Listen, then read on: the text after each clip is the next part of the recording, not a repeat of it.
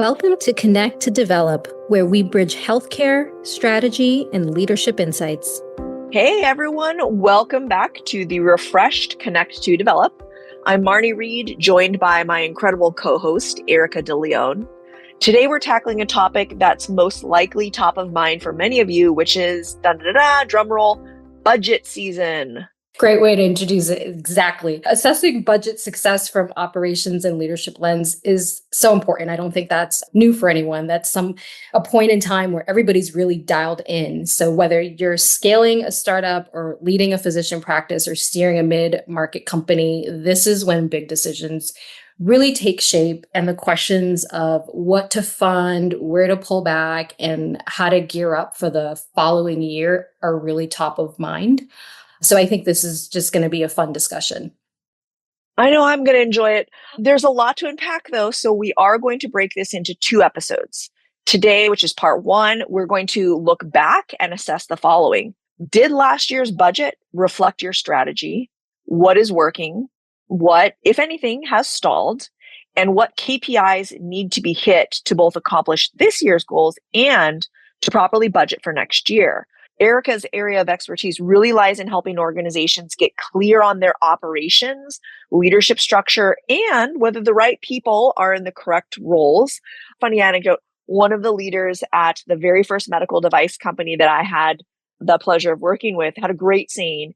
At any company, you need to make sure you have the right people on the bus, everyone is in the correct seats, and everyone knows what their role in that seat is. So today, Erika is going to walk us through how to look back at your budget from an operational standpoint and really assess what worked, what missed the mark, and how to identify those gaps that could be holding your team back. So we're going to break this into segments, and we're going to start with strategic alignment versus reactive spend.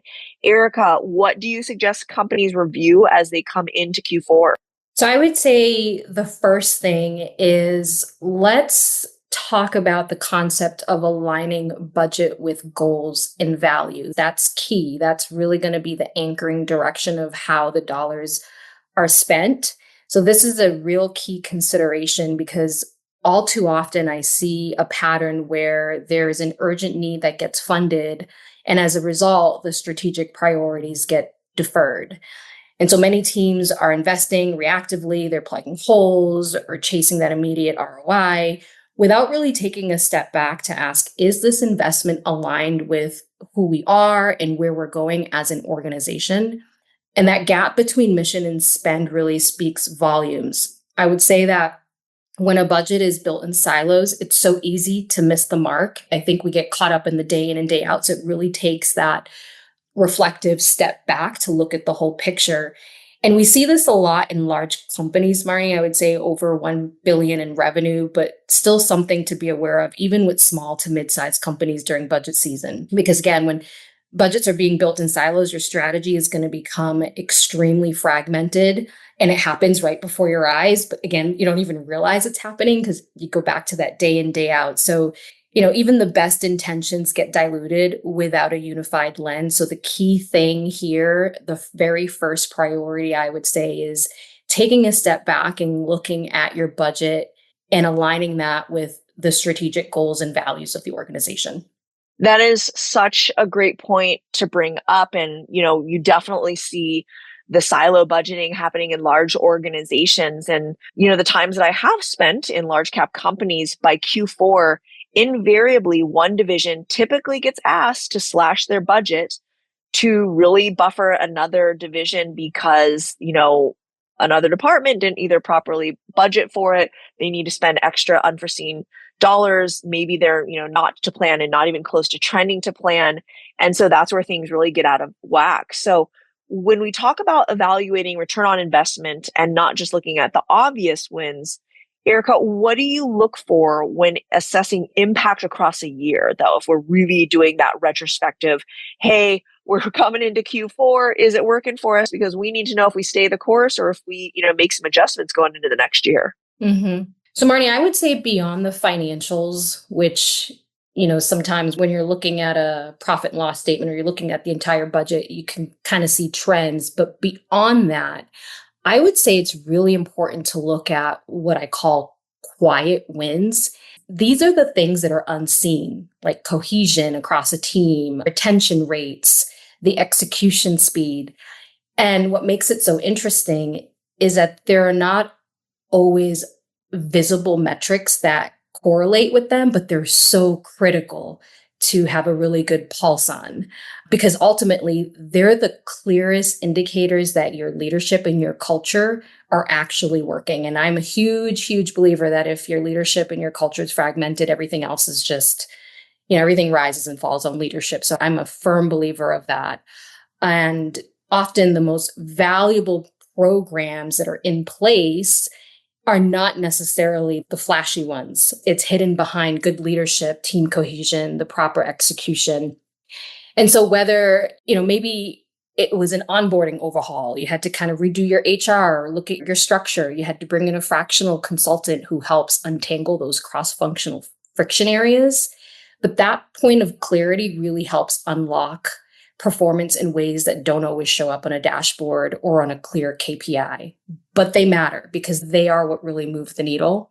I would say that another mistake that I see, and probably more at the larger size companies, is that wins that are celebrated, but no one really wants to own the misses, which, no one likes to kind of step up and say, okay, hey, I made a mistake or there was a miss here, but it's so key. It's such a key part of leadership is recognizing the mistake early on, taking ownership and accountability and looking for solutions to be able to kind of move beyond that. And so budget season isn't the time for defensiveness, I would say, or even pointing fingers. It's really the time to ask, what stalled, what never scaled, and most importantly, why? Oh, I've seen all of that before. Marnie, what about you? What are you most focused on from a market strategy and sales process side? As much as I personally don't love it, you really have to start by reviewing sales performance. Is the company at or at least trending to plan? And if not, have they been off 1 month? Have they been off a quarter? And is this a continuous issue? You have to really look to see if you're properly sales forecasting, and if not, why. And there are some serious downstream negative ramifications for if you're not properly doing that. There's cash flow issues, inventory issues, and then just delivering to the customers, which therefore leads to the ability to not only continue to acquire them, but also to retain the ones that you have. And so that's where it all starts. And frankly, if you're into the late Q3 and you haven't accomplished this, then it's really hard to yank back. And that's where you have to start slashing things. And so once again, to the point you made earlier, that's where you go into the reactive instead of strategically executing on everything. And I think if my first stage surgical device sales manager were listening to this, he's still a good friend and mentor. He's probably laughing because when I was a rep, I was the worst at forecasting because I truly didn't understand all of the things that happen when myself and then potentially hundreds of others aren't forecasting to prepare for, each quarter. And then I had the opportunity to switch from sales and go into medical education, training and marketing. And I got to have a better picture on that impact, on the impact that bad forecasting, not just from one rep, but from a multitude of people and regions can have. So back to the earlier comment about departments or companies responding to sales revenue and being at target and slashing everything in Q4 is that I understand why you need to do this. And I understand that there is, quite frankly, sometimes where that's the only thing that you can do, but it's so short-sighted. And at what cost does it have for not only the next quarter, but especially if you're coming into Q1 of your next fiscal year and you need to come in hard. So typically you see those cuts in marketing, education programs, and those are the very tools that can really ramp you up into that next big launch or market segment approach or anything that's going to have an impact. Marnie, can we actually unpack this a little bit more? What do you see is the greatest recommendation when factoring in having to slash funding for programs or initiatives as companies are approaching the end of the fiscal year, but are already planning for the next year? What are the greatest recommendations you would point out? Yeah, I would say that if you're seeing a shortfall in Q3 and Q4 revenue and you're gearing up for something big at the start of your next fiscal year, that could be a product launch, it could be a new market or a segment you're targeting, to ensure that you can hit that launch and you've got the momentum and you've got the pipeline, quite frankly, you need to continue funding, maybe not as robustly as planned, but still continue the progress, the funding, building the infrastructure on those marketing and educational initiatives, because that's the only way to fill that pipeline and not only have your internal team ready, but make sure your customers are ready for it. They know about it, especially if this is a product or something that needs a decent amount of training before the customer can get it in their hands. So what I would do is I'd focus on sales contests, right? You need to bring those numbers in. So can you spiff the sales reps on anything? Can you offer regional? I love regional contests. I love contests where you have a multitude of winners. So it's not just this one region wins, because there's actually data about people who think there's a minimal chance of winning. And so it's more for every team that can get 120% to plan, you get X, or 150% to plan, you get X, plus. And then continue on, even if you have to pull back a little bit of funding on marketing initiatives, whether it's, direct to patient, or whether, you're doing a big education program and you bring in some of your KOLs that already believe in your company, your product, that have strong relationships with their sales teams. And so by training them and getting them ramped up now, you can see the results of that in the next few months. Once again, this is more for your small and mid cap companies that aren't publicly traded, because slim margins aren't going to have, that huge negative impact that it will in a publicly traded company that has shareholders and a board. And so I would say, companies, especially if you don't have a long-standing market presence, cutting strategic programs such as your marketing campaigns and your medical education that really prepare everyone for that product launch or just a big push or something can slow you down on your ramp over the next 6 months. This is all really great advice, but all of these programs and initiatives can be really expensive, and some can take 3 to 6 months to even see that ROI. So what would you suggest for companies that want to continue investing in these programs and see the value, but need to make sure that ramp up is happening and that they are able to show that return? Great question. And I learned from legal and compliance, you never say this will or we guarantee. So I want to caveat that. But I definitely say the suggestions would be focus on that value prop, fine tune and get the messaging so that literally anyone in your organization, from R&D to the C-suite to sales to marketing to, supply chain, can articulate clearly what that value prop is. And here's one of the biggest things: make sure that your sales training is training your reps to understand that value prop for each stakeholder in the sales process, to make sure that you're on track for not only acquiring that customer, but also retaining them and making sure that there's successful adoption of your product or service. And I would say that's probably one of the most critical things that I see companies miss the mark on. If you can't correlate the messaging to what the person in that sales continuum feels like is important to them, and it's not the same, then you're just not going to get there. And if the value prop that you feel you have isn't being relayed in the way that your customers can resonate with that, once again, you're not going to get there. And if you're on track with those two, but aren't getting that message out to your audience in the right venues with the right cadence, then guess what? You also won't get there. And so I think that's a big one that sales leaders need to remember, is oftentimes they go after that end person, right? So in med tech, that end person tends to be the surgeon. Well, what about every other person from the moment you walk into their office to try to set a meeting with them in their clinic to, you're going through the value analysis committee maybe, and you don't realize that the orthotech can really make or break how this gets presented, when it gets presented, if it gets presented up against something where they're going to say yes to this, but in that same meeting, they're going to say no to everything else. And so really focusing on each stakeholder and training your team to that value prop is so critical. And you really see people miss that a lot. I would agree. I would say that last point is really a big miss. Can you talk a little bit more about the impact on the customer acquisition and the hit rate specifically? I'd say the hit and the retention rate is probably the biggest impact.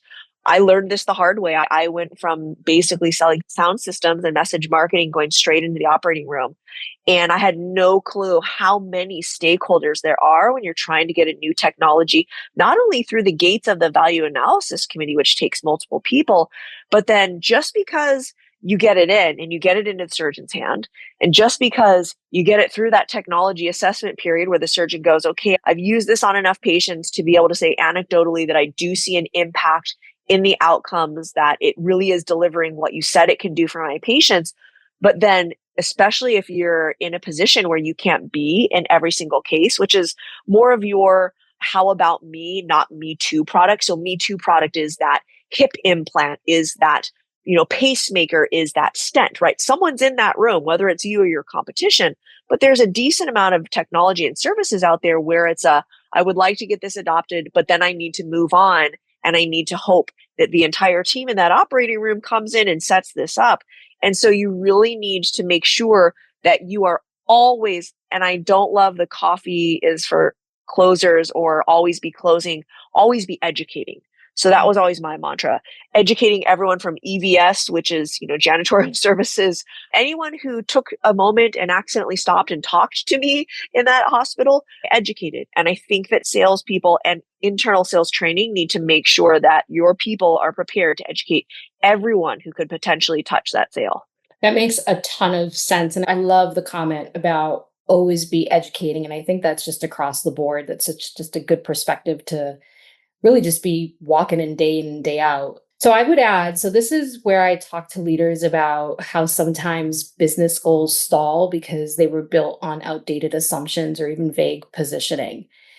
That's where an external perspective really does make all the difference. I've, been part of strategic sessions where we've had somebody come in that's really doesn't have that internal context, but has the expertise.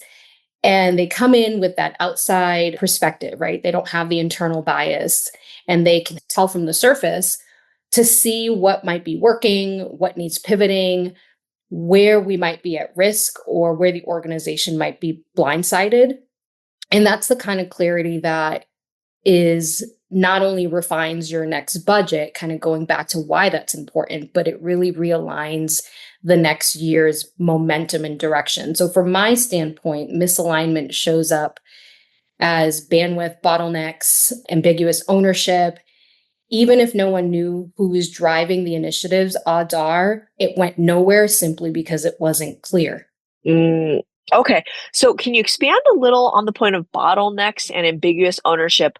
I've spent a decent amount of time in corporate lingo, but I feel like I need those unpacked for me a little bit and the ramifications of those. Absolutely. So I would say it's a big one, right? Like it sneaks up on you when you have bottlenecks and things aren't clear. And you've heard me before, Marnie, I'm big on clarity. I think clarity really helps people stay on track and helps people stay accountable.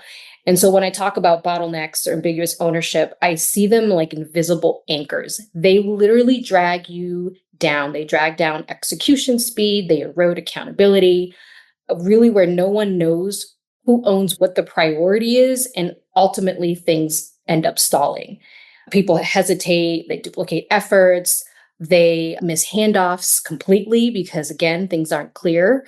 And so that unclarity really creates frustration, it slows down decisions, and it usually lands on your highest performers to clean up the mess. I've actually been in those shoes. I can only imagine that you have too, where you're seeing things and you really care about the initiative and the end goal. And so you end up kind of stepping in and cleaning up the mess for those around you. And so it's not always about capability, it's most often a clarity issue.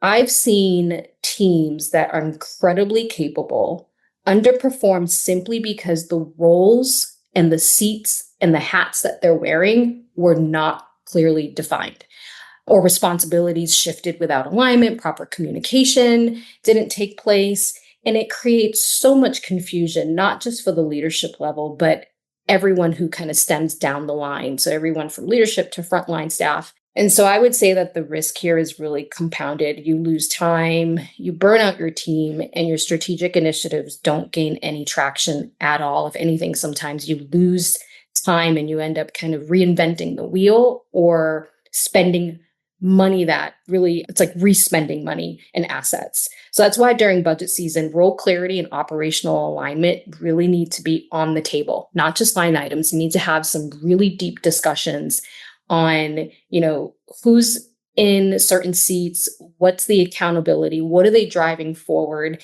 and really attach KPIs to that, because no amount of resourcing can fix a structure problem. It really doesn't. I think you can throw a ton of money at an issue, but if there's a structure problem and an accountability, no one's ever really going to be sure who's supposed to drive it or own it. Such a great point. And adding to that, that kind of lack of clarity really affects your go-to-market strategy and execution. And we know when roles are unclear or teams are stuck in a reactive mode and they're just simply, kind of bailing out the water as it, soaks through a hole in the boat, that messaging becomes probably one of the first casualties and really can manifest itself in mixed signals to the sales team, which is quite frankly catastrophic. Not only does it bog down momentum, but it's going to really cripple you to finish strong for the year and then plan for that big push for Q1. I couldn't agree more, Marney. And that's why, as you step into budgeting planning, one of the most important questions to ask is, do we have the leadership capacity to actually deliver on next year's goals, right? Because right now, what I'm seeing and what I'm experiencing is there's a lot of leaders running out of fumes. They're trying to hold it together, day-to-day execution, trying to make the right strategic moves without having the proper support behind them that they really need. And it leads to burnout and just a ton of other, misses. But at the end of the day, that's just not sustainable. That's not a sustainable way to operate. So Marney, let's close out part one with just really a bottom line, hard, serious reflection. If you're heading into budget season, do you have the leadership capacity to help you grow and move your organization forward? Because too many leaders, going back to what I was saying earlier, just really they're maxed out. They're juggling strategy, daily operations, no room to breathe, so on and so on. And it's just not about being in the day-to-day stress of trying to grow your organization. That leadership component matters. And so while you're considering your leadership strategy, that also includes succession planning. Who's up on the bench? Because if you're not building those emerging leaders, everything else is going to slow down. Such a great point and a good segue into the content or part of the content that we'll discuss in part two. And I would say it's kind of, everyone knows I love a good analogy. It's like heading out during a hot, humid day in August for a long hike without breakfast or water. You're going to make it, but partway through, you're going to be dragging. And if you are leading the pack, then your team will not only be burned out too, but they'll be disheartened and won't have enjoyed the journey, nor maybe even get the desired results that you're going for.